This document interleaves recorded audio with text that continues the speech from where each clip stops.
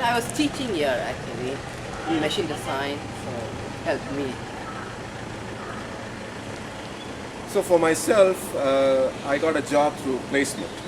So we had a rule that we can have only 3 or 2 final interviews. So I had a final interview in Hindustan Motors, and the other one was Greaves Cotton. And then I got kicked out of that system. But eventually I got a job with Hindustan Motors here in Tiruvallur. I joined as an engineer. Guindy was great. It gave me all the opportunity to do the right things, and I was able to get a job right out of college. Chitra is not hiring these days, but I still actively work. I work as a vice president for Cognizant. I live in Atlanta, and I constantly hire people, at least through my counterparts. The one thing that I find, we go for campus interviews, and I think Guindy Engineering is still one of our places where we come. We have this day zero concept, so when we hire people on day zero, we get back to the campus to come and interview, because your seniors will come and tell you, this is what Cognizant did, or this is what the other company did.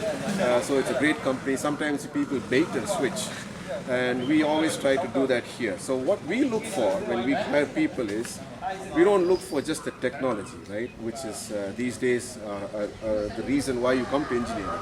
What we look for is your ability to work as a team, your ability to learn and adapt to new cultures and behaviors. The most important thing is your ability to learn as a lifelong experiment. So that's what we look for.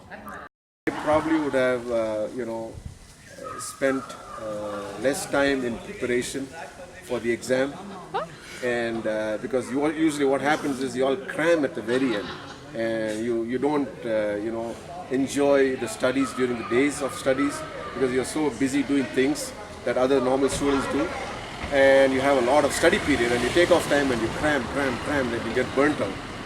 If I had a choice, I would have tried to minimize that and try to learn a little bit earlier, so that I don't have to do everything all over again. Still think that. Okay. After every exam. Yeah.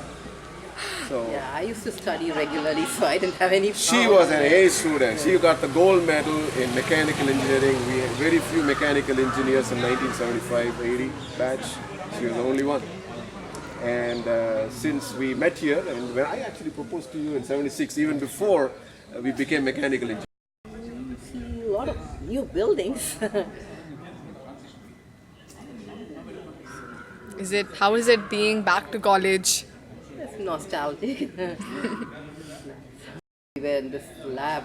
Behind you, the Yeah, internal 3 combustion lab. Yeah, 3 of our batchmates and one guy, I think he's starting the Listum engine, and he left the Crank handle inside. he left it off, and then the engine started and the crank went flying up, and then everybody had to run out. Evacuate the lab, because you're supposed to take the crank handle away. After you start the engine, it's a big, 14 bhp engine.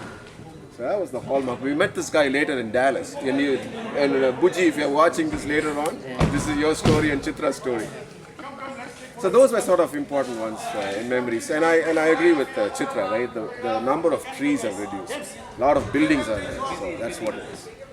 But we still always find a place where it is ours. And I'm sure when you come back, whoever is watching this, after your 40 years, when you come back, you will try to look for the same piece of land or same tree.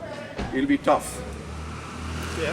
Like me? I tell you, the advice I give to my children always, which is, keep constantly learning. Learning doesn't stop just because you graduate and you finish college.